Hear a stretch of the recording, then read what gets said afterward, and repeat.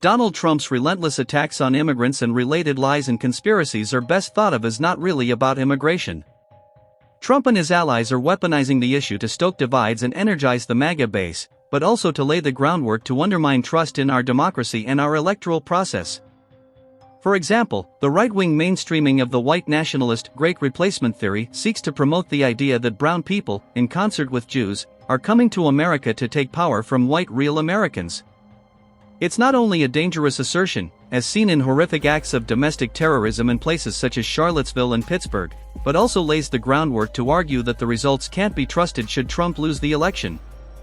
Witness that recently, House Speaker Mike Johnson falsely claimed there was an intentional change in immigration policy by the Biden administration to facilitate more migration, asserting this is the case because Democrats ultimately hope to turn these people into voters.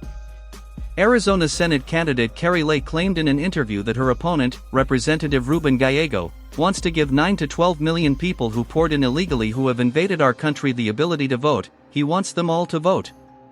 Note that Trump himself regularly regurgitates these ideas. In a recent speech, he said, "That's why they are allowing these people to come in, people that don't speak our language, they are signing them up to vote." While the myth of non-citizens voting has existed for decades, it has usually remained on the fringes, largely because there is no evidence that non-citizen voting is a problem. Further, the penalties of voting for non-citizens are particularly harsh: fines, prison, and revoking legal status and deportation. The intention and danger in promoting these ideas now when there is a high level of concern about immigration is twofold. First, using the excuse of this non-problem, GOP-aligned groups want to put into place voting restrictions that would have a disproportionate effect on young people, the elderly, African Americans, naturalized citizens, and Latino voters. Second, should Trump lose, his followers will logically blame non-citizens.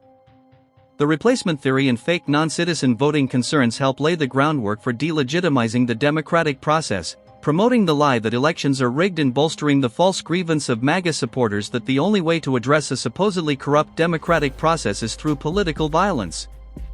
As we saw on January 6, the threat of violence is not a theoretical worry. Further, we at America's Voice have been sounding the alarm on the increasingly violent language we are hearing from Trump and the right wing when it comes to immigrants, blaming them for invading our country, drug trafficking, sensationalizing a handful of crimes committed by immigrants, and now even blaming immigrants for rigging the election. Before Trump descended the Trump Tower escalator in 2015 to give his speech calling Mexicans murderers and rapists, it would have been unthinkable for any serious American politician to utter these prejudiced and racist accusations.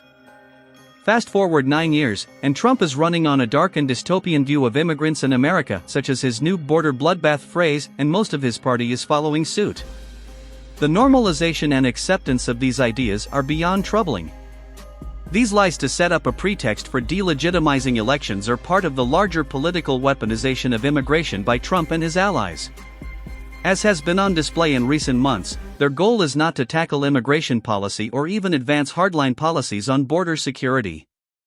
Indeed, the Trump-led effort to scuttle the recent Senate immigration and border bill, stacked with longtime GOP priorities, drove home the point that they want the border in crisis for political purposes. Yet, their use and reliance on immigration and the border transcends just those issues and also is central to their effort to try and subvert democracy. Note that at the same March Ohio rally at which Trump first uttered his infamous bloodbath comments and compared immigrants to animals, he opened the rally by saluting the January 6 rioters and playing their version of the national anthem. Those aren't two disturbing elements of Trump's stump speech, but two sides of the same coin.